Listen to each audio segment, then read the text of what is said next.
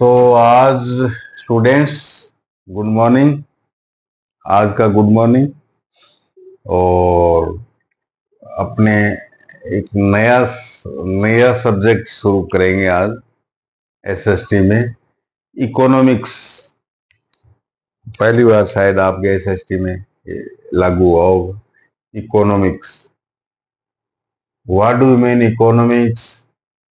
ये सारा जो प्रोसेस है लेन देन वाला, ये क्या है कि a journey of A shirt, मतलब शर्ट की यात्रा के माध्यम से, मतलब एक शर्ट जो है कहाँ से बनना शुरू हो जाता है, एक किसान से बननी शुरू हो जाती है, और लास्ट में जो टेलर इंडस्ट्री है, गारमेंट इंडस्ट्री है, वहां तक पहुंचते पहुंचते फिर वो शर्ट जो है आपके और मेरे पास आती है बाजार से। ये जो जर्नी है शर्ट के माध्यम से, शर्ट के मीडियम से आपको इसने इकोनॉमिक्स समझाने की कोशिश की है, इकोनॉमिक्स का पार्ट समझाने की कोशिश की है। जैसे सब्जेक्ट्स लिख लेते हैं ना, कुछ राइटर होते हैं, कुछ पार्ट होते हैं ऑटोबायोग्राफी। जैसे व्हीट की ऑटोबायोग्राफी, गेहूं। अब साहब गेहूं बोल रहा है, मैं अन्न का राजा हूं, मैं सबका पेट भरता हूं। वो हिंदी में इस तरह से ऑटोबायोग्राफी समझाने के लिए जैसे बोलते हैं गेहूं। कोई कोई इस तरह से आपके नाटक वगैरह होते हैं, कोई क्या है कि बोलता है मैं तो दूध बनाऊं, और वो दूध क्या है कि गाय को चारा खिलाने से लेकर दूध बनने तक, और दूध से आगे जाकर यूज होने तक, मिठाई तक, वो क्या है कि जो दूध बना हुआ है, जो सफेद कपड़े पहना हुआ है, वो बोलता रहेगा। तो उससे क्या है कि वो दूध का एक वर्चुअलाइजेशन, एक विजुअलाइजेशन आपके दिमाग में आता रहेगा। तो इसी प्रकार से जो ये शर्ट है, ये किसान की मिट्टी से चलेगी, किसान के सोयल से चलेगी, और लास्ट में गारमेंट फैक्ट्री से निकलकर, बनकर, और शोरूम में पहुंचकर आपके शरीर तक आ जाएगी। तो इस स्टोरी के माध्यम से, मीडियम से, शर्ट की आपको इकोनॉमिक एक्टिविटी समझाने की कोशिश की गई है। इकोनॉमिक जो एक्टिविटी है वो कैसे होती है, क्या होता है इकोनॉमिक एक्टिविटी में। तो सबसे पहले क्या है कि आप इकोनॉमिक शुरू कर रहे हो, तो सबसे पहले क्या है कि आपको इकोनॉमिक एक्टिविटी के बारे में समझना होगा। What do mean economic activity? What do mean economic activity? अरे यार, सारे दिन में आप कितनी बार ही क्या है कि डेली परचेजिंग और सेलिंग करते हो। डेली परचेजिंग और सेलिंग चलती रहती है मार्केट में और सोसाइटी के अंदर। हर चीज की दुकानदार ले रहा है, खरीद रहा है, दुकानदार यहाँ माल आ रहा है, वो परचेजिंग कर रहा है, वो कस्टमर को बेच रहा है। तो ये क्या है कि इकोनॉमिक एक्टिविटी है, परचेजिंग और selling of an item. Item में कुछ भी हो सकता है। एक घर है, उसको भी बहुत सारे ब्रोकर हैं, वो घरों को भी खरीदते हैं, बेचते हैं या बिकवाते हैं। ये सब जिसमें पैसा इन्वॉल्व हो, जिसमें धन इन्वॉल्व हो, वो चीज जो है, वो एक्टिविटी इकोनॉमिक एक्टिविटी कहलाती है। तो जो धन की गति है, जो धन का मोमेंट है, वो कैसा, क्यों, कब, कैसे होता है धन का मोमेंट, ये पढ़ाई जो की स्टडी की जाती है, ये इकोनॉमिक्स में की जाती है। तो ये जो टॉपिक है, शर्ट के माध्यम से आपको ये समझाने की कोशिश की गई है कि धन का मूवमेंट किस प्रकार से होता है आइटम वाइज। अब आइए नंबर 1, मैं ये कहूंगा कि शर्ट जो है, आपकी शर्ट जो है मिट्टी में दबी हुई है, मिट्टी में, खेत की मिट्टी में दबी हुई है आपकी। ये कैसे? शर्ट क्या हम मिट्टी में से खोद के निकालते हैं? नहीं, ऐसा नहीं है। मतलब है कि जो कपास है, जो कॉटन है, उसका जो सीड है, जैसे मान लो एक लता नाम की फार्मर है, लता नाम की एक फार्मर है, ठीक है। अब वो क्या करती है कि बाजार से, मार्केट से उसके पास जमीन है खेती की, वो कॉटन सीड लाती है और इरिगेशन से, पानी से मिट्टी को गीला करके उसमें फर्टिलाइजर डालती है, उसमें कीड़े वगैरह लग जाएं तो पेस्टिसाइड छिड़कती है। ये सब करने के लिए वही बात है, धन, मनी। भाई बाजार से ला रही है तो वहां मनी देनी पड़ेगी, ये इकोनॉमिक एक्टिविटी होगी। अब वो इन सारी चीजों का, फर्टिलाइजर, सीड है, पेस्टिसाइड है, अगैरह वगैरह, वो सब करने के लिए लेबर है। सब करने के लिए क्या है कि उसको पैसे चाहिए। पैसे लेगी, मान लो वो किसी डीलर से जो पैसे देता, साहूकार जिसको कहते हैं, उससे पैसे उधार लेगी, वो हाई रेट से क्या है कि ब्याज, तो वो भी उसकी एक लागत होगी, उसकी खेती की लागत। आप लागत का हिसाब करोगे, कितना लगा धन, वो लागत। किसी भी एक्टिविटी में कितना लगा धन, वो लागत। और उसमें ब्याज भी शामिल है, इंटरेस्ट भी शामिल है। वो अगला लेगा कि आपको 6,000 रुपये मैंने दिए हैं, तो उस पर जो ब्याज है, इंटरेस्ट है, वो भी काउंट करना पड़ेगा लागत में। तो लागत में ये बताया जाता है इकोनॉमिक एक्टिविटी में, जो लीडर है और है, जो जो किसानों के लीडर घूमते बने फिरते हैं, वो ये बताते रहते हैं कि किसान की लागत बहुत है, इनकम तो इतनी है नहीं। जो कपास पैदा की है, प्रोड्यूस की है, ग्रो की है, उस कपास के बाजार में क्या है कि लागत तो 6,000 रुपये क्विंटल, और आया है 7,000 रुपये क्विंटल। तो किसान को तो 6,000 रुपये तो ऐसे ही चले गए, बराबर हो गए, 1,000 रुपया बचा, मामूली सा धन। लेकिन ये बातें चलो पॉलिटिक्स की हैं, ये किसान आजकल ऐसी कोई बात नहीं है। किसान को सब्सिडियां बहुत मिलती हैं, किसान को गवर्नमेंट जो है सीधे खातों में भी पैसे बहुत जमा करवा रही है, इन पर अपने नहीं जाते। अपने को तो यही देखना है कि लता ने अपनी फैमिली को भी शामिल कर लिया, और लेबर भी बुलाई, और जो कॉटन के बॉल्स होते हैं उनको पिक कर लिया, पिकिंग बॉल्स। इन बॉल्स के अंदर क्या है कि कॉटन के सीड भी होते हैं। शर्ट तो सिर्फ कॉटन से ही बनेगी ना, सीड से थोड़ी बनेगी। अब ऐसा कोई उपाय होगा जो कॉटन जो है ना, उससे सीड अलग करे, कॉटन से सीड अलग करे, ऐसी कोई फैक्ट्री होगी? तो इस बॉल्स को, जो सीड सहित, विद सीड, विद सीड जो है, कोई मार्केट में, मंडी में जो ट्रेडर है वो खरीद लेगा और लता को पैसे दे देगा। परचेजिंग होगी। अब सेलिंग, देखिए परचेजिंग और सेलिंग किसी भी आइटम की, वो इकोनॉमिक एक्टिविटी कहलाती है। पैसा है ना, परचेजिंग में पैसा, सेलिंग में पैसा, पैसा सामने आता, वो इकोनॉमिक एक्टिविटी। तो परचेजिंग और सेलिंग एक ट्रेडर करता है। सेलिंग किसको करता है? देखिए आप, जिनिंग मिल को करता है।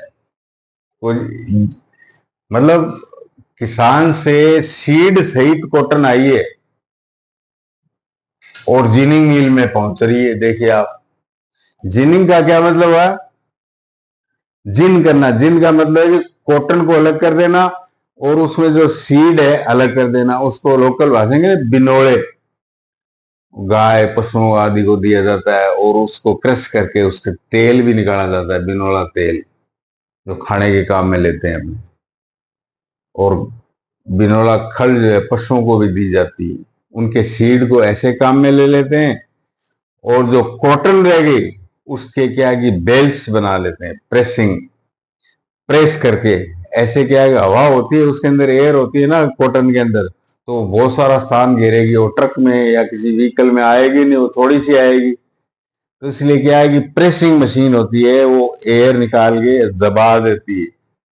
तो फिर क्या है कि कितनी ही कॉटन उस ट्रक में लाद दो आप, packed, pressed and packed bales कहते हैं इनको। वो प्रेसिंग मशीन क्या बनाती है? बेल्स कहते हैं इनको, गांठें बना लेती है इस तरह से, इतनी लंबी चौड़ी होती है, उसमें कपास की लेयर्स दबाई होती है ऐसे, बेल्स, गांठें। अब जिनिंग और प्रेसिंग मिल ने क्या है कि बेल्स बना दी। अब ये बेल्स कहा जाएगी, अब इन बेल्स का यार्न बनेगा, धागा, धागा बनने की जाएगी, स्पिनिंग मिल में जाएगी। ये देखिए आप यहाँ स्पिनिंग मिल में आ गई है। जिनिंग प्रेस वाले इसको स्पिनिंग मिल में भेजेंगे, स्पिनिंग मिल में वहां क्या है कि स्पिन होकर उसका एक धागा बनेगा कॉटन का, इस तरह से यार्न बनेगा, यार्न, धागा। यार्न के गोल गोल जो गोल गोल जो रैप वो बना के यार्न के, ये यार्न बन गया स्पिनिंग मिल में। जिनिंग मिल में तो देखो सीड अलग हुआ है, और ही इस कॉटन को स्पिनिंग मिल में भेजने पर क्या है कि स्पिनिंग होके ये यार्न बना दिया। अब इस धागे को क्या है कि वीविंग फैक्ट्री में भेज दिया, वीवर्स को दे दिया। वीवर्स, वीवर्स मतलब उस धागे से कपड़ा बनाने वाले, जिसको हिंदी में बुनकर कहते हैं ना, बुनकर। या कोई बोलते ना, अरे इनकी तो क्लॉथ फैक्ट्री है अहमदाबाद, जो है ना, सबसे ज्यादा क्लॉथ फैक्ट्री है अहमदाबाद में अपने इंडिया के। तो अहमदाबाद में इनकी तो कपड़ा बनाने की फैक्ट्री है। तो कपड़ा किससे बनाएगी? जब धागा आएगा, यार्न आएगा, तभी तो बनेगा कपड़ा। तो स्पिनिंग मिल से यार्न जो है ये सप्लाई किया जाएगा क्लॉथ इंडस्ट्री को, या फिर व्यूवर्स को दे दिया जाएगा। और लिखा है मैंने यहाँ पर, ये और मतलब है कि या तो लोकल व्यूवर्स को दे दिया जाएगा जिनको बुनकर कहते हैं, या क्लॉथ इंडस्ट्री को चला जाएगा। क्लॉथ इंडस्ट्री क्या करेगी? इसका कपड़ा बनाएगी धागों से, ऐसे इस तरह यार्न से, वो फटाफट फटाफट पर ऑटोमेटिक बनाएगी। तो वो तो मशीन से बनेगा, कपड़ा बनेगा मशीन से बनेगा। लेकिन कुछ क्या है कि हाथ के चरखे होते हैं, वीवर्स होते हैं जो बुनकर हैं, वो इस तरह से कमरे, एक रूम जितना सा एक चरखा रखते हैं, उसको लूम कहते हैं। क्या कहते हैं उसको? लूम। तो वीवर्स जो है अपने लूम्स रखते हैं और उन लूम्स में ये यार्न्स ले जाते हैं। उनको यार्न्स देता कौन है? लूम्स वालों को। उनके पास ज्यादा पैसे भी नहीं होते, देगा कौन? और वो कपड़ा बना के भी देते हैं लोगों को। ये एक अलग सिस्टम है, इसको कहते हैं putting out system, domestic production. Domestic means घर का। देखिए जो मर्चेंट है, जिसके पास यार्न है, जो कोई मर्चेंट है उसके पास यार्न है, वो क्या करेगा कि कपड़े बुनवाएगा, वीवर्स को बुलाएगा, ए बी सी डी आ जाइए और तुम इतना यार्न ले जाओ, तुम अपना इतना यार्न ले जाओ, अपने घर ले जाओ, यार्न तुझे इतना, वो लिख लेगा, ए को इतना दिया यार्न, बी को इतना दिया यार्न, सी को इतना दिया यार्न। वो अपने घर ले जाएंगे इस यार्न को, वीवर्स, बुनकर लोग हैं। वहां उनकी अपनी कोई लूम है, और लूम के ऊपर क्या है, खटाखट खटाखट खटाखट वो कपड़ा बुना के वापस मर्चेंट के पास ले आएंगे। मर्चेंट के पास, और इस काम के बदले क्या व्यूअर्स कुछ पैसा मर्चेंट से लेंगे कि भाई आप आपके धागे का आपने क्या है कि ये कपड़ा बना के दिया है, इसका पैसा दो आप। मतलब पैसा आ गया ना, इसमें इकोनॉमिक एक्टिविटी होगी, पैसा आ गया, जहां भी इकोनॉमिक एक्टिविटी होगी व्यूवर्स को पैसा मिल जाता है, और मर्चेंट जो है मर्चेंट को व्यूवर्स की लूम से कपड़ा घर से बन के आ जाता है। इस सिस्टम को क्या कहते हैं, यानी कच्चा माल, giving the raw materials to the viewers and in return taking the clothes. ये जो सिस्टम है ये पुटिंग आउट सिस्टम कहलाता है। तो यूं कह सकते हैं कि व्यूअर्स के यहाँ जगह जगह फैक्ट्री लगी हुई है कपड़ा बुनने की। और जो ऑटोमेटिक जो है, ऑटोमेटिक मतलब जो हैंड से लूम चलने वाली, उसको हैंड लूम कहते हैं। व्यूवर्स के तो यहाँ तो हाथ से ही चलाते हैं, वो कौन सी बिजली लगाएंगे, ऐसे ऐसी मशीनों के पैसे लगते हैं। तो उनको हैंडलूम्स तैयार करते हैं, वो जो कपड़े बुनकर मर्चेंट के पास लाते हैं उनको क्या कहते हैं, हैंडलूम से तैयार किए क्लॉथ है। और एक होता है जो अहमदाबाद में जो इंडस्ट्रीज हैं, क्लॉथ इंडस्ट्रीज, वहां मशीनें अपने आप एक ही जगह के ऊपर, घर घर कपड़ा नहीं बनता, एक ही जगह के ऊपर क्लॉथ बन जाता है। किसी भी डीलर या किसी भी इंडस्ट्रियलिस्ट की फैक्ट्री होगी बड़ी, वो वहां क्लॉथ बना लेता है। लेकिन वीवर्स वाला जो घर घर डोमेस्टिक यार्न दिया गया, वहां से कपड़ा लाया गया, उस कपड़े को हैंडलूम से तैयार कपड़ा कहते हैं। तो इस सिस्टम को, ये क्वेश्चन बहुत तकड़ा है, पुटिंग आउट सिस्टम कहते हैं। पुट आउट या putting out system. Putting out का मतलब कि मर्चेंट जो यार्न पुट आउट कर रहा है जगह जगह घरों में। इस प्रकार के पुटिंग आउट सिस्टम आज भी चलते हैं। जैसे मान लो बीकानेर है, बीकानेर में क्या है कि पापड़ इंडस्ट्री है, बहुत बड़ी इंडस्ट्री है पापड़ इंडस्ट्री। और ये क्या है कि जो डीलर है, जो पापड़ बेचता है करता है, उसके पास तो मतलब बहुत सारी मात्रा में जो पापड़ है, वो पापड़ को उसको क्या है कि वो जो आटा है उसको फैलाना पड़ता है ऐसे, वो रोलर से या बेलन से, तब जाके वो पापड़ बनता है। तो वो डीलर जो है, व्यापारी है, वो तो बेलन से वो उसको करने से रहा, वो क्या करता है कि वो जो आटा है वो घर घर पहुंचा देता है। घर घर उसके पास घर घर की औरतें जो है उससे आटा लेने आती हैं, वो बेसन का आटा ले जाती हैं कि मेरे को आप 2 किलो दे दीजिए। दूसरी लेडी आती है, वो 5 किलो दे दीजिए। तीसरी आती है, 3 किलो दे दीजिए। और वो उसको क्या है, रोल और रोल करते करते क्या है, उनका पापड़ बना के उस डीलर को वापस लाके दे देती है। इसके बदले में वो डीलर जो है वो उन औरतों को कितने पापड़ बनाए, 500। तूने कितने बनाए, 300। ये ले पैसे तेरे, ये पैसे। इस सिस्टम को क्या कहते हैं, पुटिंग आउट सिस्टम। मैं समझता हूं पुटिंग आउट सिस्टम कॉटन से या पापड़ से, जो भी एग्जांपल मैंने दिया, I think so that you have already understood. Okay, putting out system.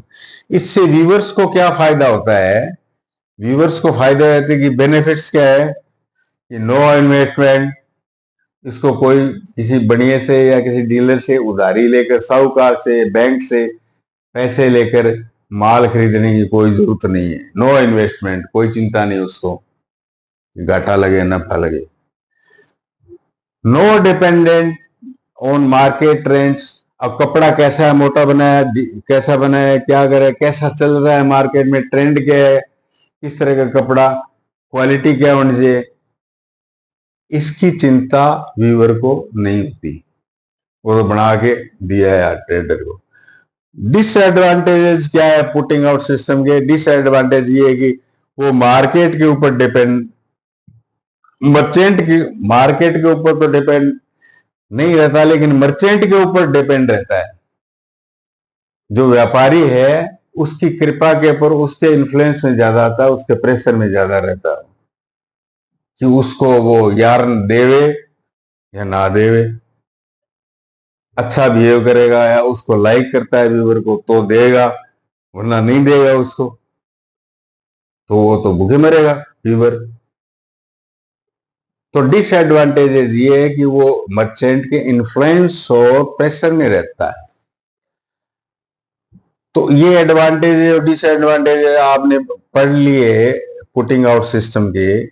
तो इस तरह के पुटिंग आउट सिस्टम में डिसएडवांटेजेस को कम करने के लिए क्या है कि 1995 में तमिलनाडु ने क्या किया कि Tamil Nadu handloom weavers cooperative society बना दी, जिसको देखिए याद है को सीओ, देखिए आप इधर सीओ कोऑपरेटिव, को ओपी मतलब ऑपरेटिव, टेक्स्ट, टेक्स्ट का मतलब कपड़ा होता है, टेक्सटाइल मिल, कपड़ा, क्लॉथ, टेक्सटाइल। तो ये जो कोऑपरेटिव सोसाइटी है को ऑपटेक्स बना दी 1995 में तमिलनाडु में। तो ये कोऑपरेटिव सिस्टम क्या होता है कि सारे जो व्यूवर्स है वो अपनी एक पूरी फैक्ट्री लगा लेते खुद ही, कि अब डीलर से क्या है कि हम यार्न लेने नहीं जाएंगे, सारा यार्न इस फैक्ट्री में आ जाएगा जो कोऑपरेटिव सोसाइटी चला रही है। कोऑपरेटिव सोसाइटी में उसके मालिक कौन होंगे, सारे व्यूवर्स आ जाएंगे कोऑप टैक्स में, और इन व्यूवर्स को अलग अलग काम बांट दिया जाएगा। तू यार्न खरीदेगा, तू मशीन को देखेगा, तू पैसों को देखेगा, तू सेलिंग करेगा, तू परचेजिंग करेगा। इस तरह से कोऑपरेटिव मतलब एक हेल्प से, आपसी हेल्प, आपसी हेल्प से क्या है कि ये काम चलाते रहेंगे, उसको कोऑपरेटिव मूवमेंट कहते हैं। ये जैसे दूध का व्यापार होता है गुजरात में, आनंद डेयरी का मिल्क आता है, आनंद आनंद डेयरी में, आनंद टाउन में ये कोऑपरेटिव चलाते हैं। जो दूध ही है वो मालिक बने हुए हैं, और ये बहुत बड़ी इंडस्ट्रीज लगा रखी है दूध की। तो यहाँ वीवर्स जो है उन्होंने अपनी इंडस्ट्री लगा ली, कोऑपरेटिव तरीके से काम बांट रखा, और जो नफा आता है वो आपस में बांट लेते हैं प्रेम प्यार से। इसी इसी को और ज्यादा मजबूत करने, इस तरह की बात को मजबूत करने के लिए कि व्यूवर्स जो है मजबूत रहे, उनको कोई डिसएडवांटेज नहीं रहे, इसके लिए क्या है कि 1952 में इंडिया गवर्नमेंट ने all India handloom development board बनाया कि आप जो सोसाइटी चला रहे हो, आप जो वीविंग या लूम खरीद रहे हो, आप लोन लीजिए, आपको बिना इंटरेस्ट के आपको पैसा देंगे। आपको चाहे तो आप बढ़िया से यार्न नहीं लेना चाहते तो बोर्ड से यार्न ले जाओ, आप पैसा हम दे देंगे, ये कर देंगे, इस तरह से। तो क्या है कि all India handloom development board भी 1952 में बनाया। ये मैंने इसलिए समझाया कि आपको पुटिंग आउट सिस्टम समझ में आए सारा, इसलिए कि what do you mean putting out system weavers. अब देखिए आप क्लॉथ, अब इंडस्ट्री में आ जाइए, आप मान लो अहमदाबाद में किसी क्लॉथ इंडस्ट्री में किसी सेठ की इंडस्ट्री है, क्लॉथ इंडस्ट्रीज, कोई डीलर की इंडस्ट्री है, इंडस्ट्रियलिस्ट हैं वहाँ बहुत बड़े बड़े, बहुत ज्यादा पैसा इन्वेस्ट कर रखा है उन्होंने, शेयर मार्केट में उस इंडस्ट्री के शेयर भी जारी कर रखे हैं। अब ये क्लॉथ का करेंगे क्या, इतना बड़ा इंडस्ट्रियलिस्ट, क्लॉथ के स्टॉक भरे पड़े हैं, ये भाई गारमेंट इंडस्ट्री को भेजेगा, ये कपड़ा कहाँ भेजेगा, गारमेंट इंडस्ट्री को भेजेगा, जहां अपैरेल्स बनेंगे, जहां क्या है कि कॉस्ट्यूम्स बनेंगे। गारमेंट इंडस्ट्री में टेलरिंग मशीन लगी होती हैं, वो तरह तरह के वो शर्ट्स और गारमेंट्स बना देंगे। और या सीधा क्लॉथ जो है वो फॉरेन को भी भेज सकता है, डीलर को भी भेज सकता है क्लॉथ। ये क्लॉथ इंडस्ट्री जो है ये एक्सपोर्ट हाउस, दिल्ली के अंदर जो एक्सपोर्ट हाउस है दूसरे देशों को भेजने के लिए माल, ये एक्सपोर्ट हाउस में अपना कांटेक्ट कर लेती हैं इंडस्ट्रीज, वहां पर कपड़ा रखवा देती हैं। ये एक्सपोर्ट हाउस है, ये क्या है कि वहाँ एक्सपोर्टर को यूएस में, फ्रांस में, यूरोप में सारे वहाँ अपने बने हुए कपड़े वहां पहुंच जाते हैं। मैंने एक बार आपको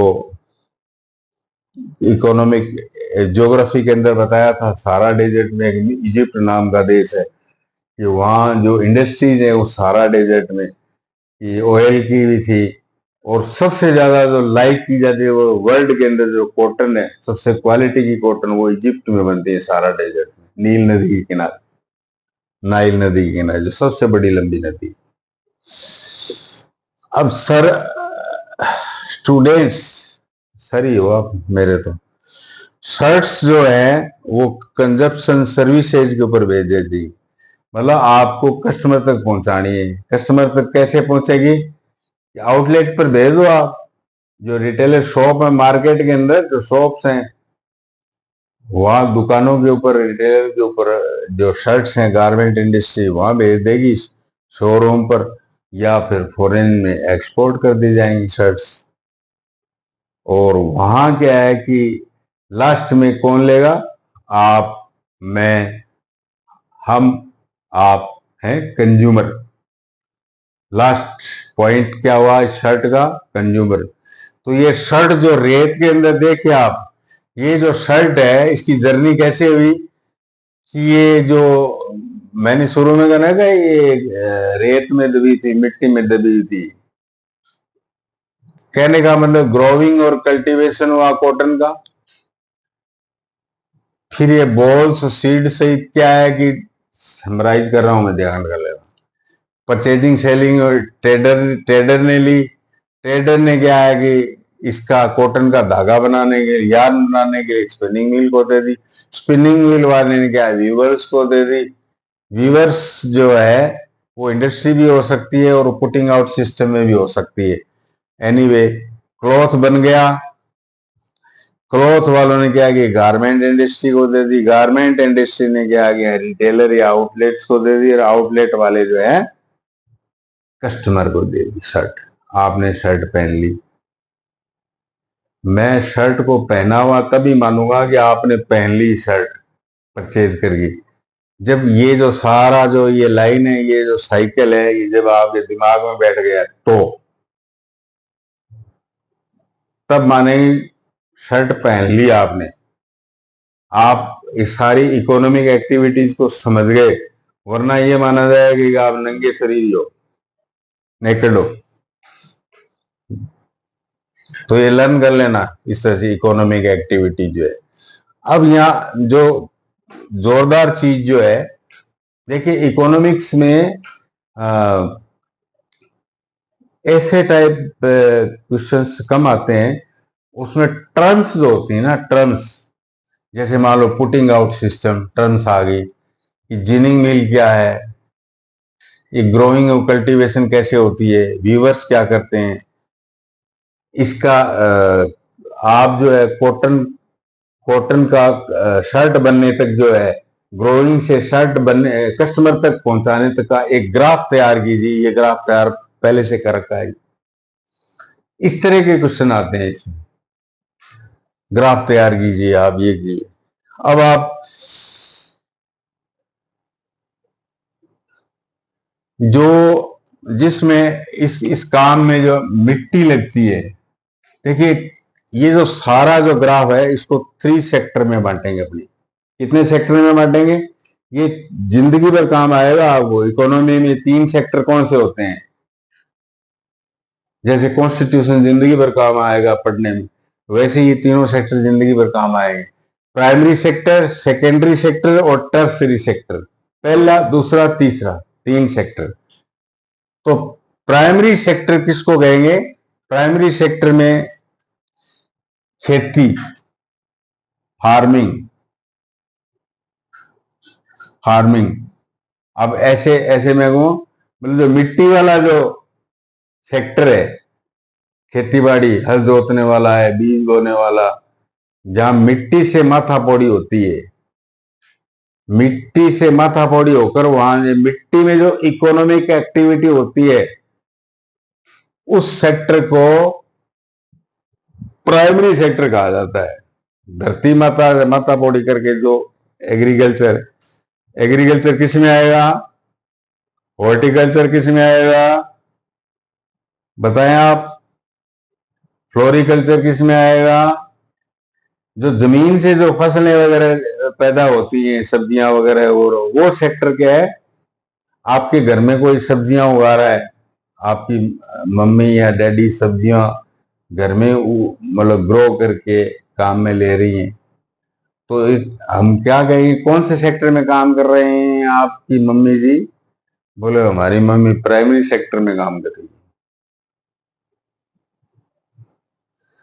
अब आइए आप रेत से या मिट्टी से बाहर आ जाइए, सॉइल से बाहर आ जाइए। आपने देखा होगा कि ये मिलों में आ रही है, यहाँ भी मिल है, वहां भी मिल है, यानी इंडस्ट्री है, इंडस्ट्री इंडस्ट्री इंडस्ट्री, सारे इंडस्ट्री इंडस्ट्री मिल मिल नाम है। ये जो सेकंड है मतलब यहाँ मिट्टी नहीं है, यहाँ इंडस्ट्री से निकलने वाला धुआं है, स्मोक है। तो जो स्मोक वाला जो सेक्टर है वो सेकेंडरी सेक्टर कहलाता है। स्मोक वाला जो सेक्टर है, जो स्मोक से रिलेटेड इकोनॉमिक एक्टिविटी है, वो सेक्टर कहलाता है सेकेंडरी सेक्टर। इंडस्ट्री कौन सा सेक्टर है? मिल कौन सा सेक्टर है? Secondary sector. इंडस्ट्री को सेकेंडरी सेक्टर कह सकते हैं आप। अब आइए आप टर्सरी, थर्ड सेक्टर। इसमें भाई न तो देखो मिट्टी है और ना ही इंडस्ट्री का धुआं है या इंडस्ट्री को माथा फोड़ी है, न कोई नॉइज पोल्यूशन है ना कुछ और है। आराम से क्या है कि एसी के चैम्बर में शोरूम पर बैठे हैं आप, तो सर्विस दे रहे हैं क्या? कपड़ा सप्लाई करने का। ऑनलाइन शर्ट भेज रहे हैं साहब, एसी में बैठे, व्हाइट कॉलर जो ऐसे टाइट हुई लगाए, ना मिट्टी है, ना ना धूल है, ना धुआं है। इस सेक्टर को कहते हैं टर्सरी सेक्टर। और सबसे ज्यादा जो पैसा है, धन जो है, वो किस में आएगा? टर्सरी सेक्टर में। टर्सरी सेक्टर में आएगा। वो एक्सपोर्ट करेंगे, वो एक्सपोर्ट, जो एक्सपोर्टर जो वो दिल्ली में एक्सपोर्टर कर देंगे, वहाँ फॉरेन के अंदर शर्टें जाएंगी, माल जाएगा, वो डबल भावों से वहां बेचेंगे, ज्यादा प्रॉफिट आएगा। तो टर्सरी सेक्टर है जो सेवा वाला है, जो सर्विस वाला है, service to consumer. Service to consumer कौन सा सेक्टर हुआ? टर्सरी, तीसरा सेक्टर। अच्छा, अब आपको मैं समझता हूं इकोनॉमिक एक्टिविटी आपको आ गई होगी। What do mean economic activity in economics? देखिए, daily purchasing and selling of goods and services. अब बोला है मैंने गुड्स एंड सर्विसेज, तो आपको समझ में आ गया इकोनॉमिक्स, जिसमें इस एक्टिविटी में क्या है कि हर स्टेप के ऊपर रुपये, धन, डॉलर, पॉन्ड, जो भी है, हर एक्टिविटी में साथ चलते हैं रुपये। ये इकोनॉमिक एक्टिविटी कहलाती है। जहां भी रुपया दिख गया, इकोनॉमिक एक्टिविटी हो रही है। चाहे वो मकान बिक रहा है, कोई जमीन बिक रही है, सेलिंग परचेजिंग हो रही है, कोई इंडस्ट्री खुद बिक रही है क्लॉथ वाली, तो ये सब जो है क्या है? Economic activity.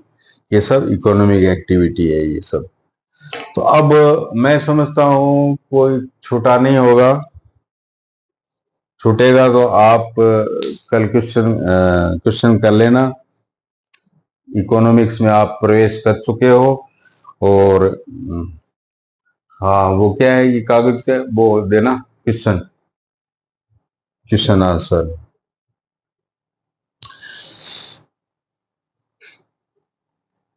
ग्रोइंग और कल्टीवेशन में जो फार्मर है, बोलते हैं ऐसा कि ये चेन दे दी, फार्मर, इंडस्ट्रियलिस्ट, ट्रेडर और कस्टमर।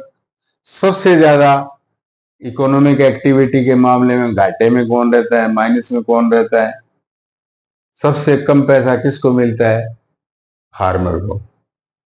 फार्मर की लागत ज्यादा है और इनकम, जो ट्रेडर है उसको इनकम कम देते हैं, ऐसा बताया गया है। लेकिन आजकल ऐसा है नहीं, लेकिन एग्जाम में तो अपने को लिखना पड़ेगा ही। What do you mean primary sector?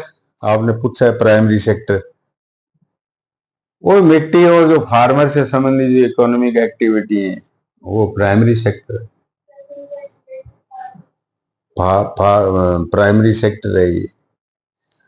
What do you mean putting out system? ये क्वेश्चन जरूर पूछ लेते हैं, पुटिंग आउट सिस्टम। मैंने पापड़ से और कॉटन यार्न देने से बताया, इसको क्लियर किया था putting out system. Domestic production, domestic production, इसको पुटिंग आउट का दूसरा नाम क्या है? Domestic production. डोमेस्टिक मतलब घर का, घर घर जो है यार्न से कपड़ा बनाया जा रहा है और वो वापस एक डीलर के पास लाया जा रहा है और बदले में वो वीवर्स पैसे ले जाते हैं। ये पुटिंग आउट सिस्टम। अच्छा, जब आप बात करते हो इकोनॉमिक एक्टिविटीज की, तो आप बताइए दुनिया का सबसे बड़ा जो मार्केट है कपड़े का, जहाँ सबसे ज्यादा इकोनॉमिक एक्टिविटी होती है एट द स्पॉट, और हफ्ते में 2 बार लगता है वो बाजार, एक प्रकार का हाट बाजार हो गया, हफ्ते में 2 बार लगता है। उस टाउन का नाम है क्या है? और वो है तमिलनाडु में, उसका नाम है इरोड। उस टाउन का नाम क्या है? इरोड, ERODE, इरोड। तो आपको ये भी पूछा जा सकता है cloth market by weekly Tamil Nadu में इकोनॉमिक एक्टिविटी सबसे ज्यादा होने वाली जगह बताओगे? इरोड टाउन में होता है ये। और ऐसा कौन सा कोऑप्टेक्स है, कौन सा कोऑप्टेक्स है ये, जिसने तमिलनाडु जो स्कूलों में फ्री ड्रेस देते हैं, फ्री यूनिफॉर्म देते हैं बच्चों को, उसका कपड़ा कोऑपरेटिव सोसाइटी से खरीदा जाता है तमिलनाडु में। ये कोऑप्टेक्स से खरीदते हैं और वो सिलवाकर गवर्नमेंट जो है बच्चों को ड्रेसें दी जाती हैं। ये भी पूछ लेता है।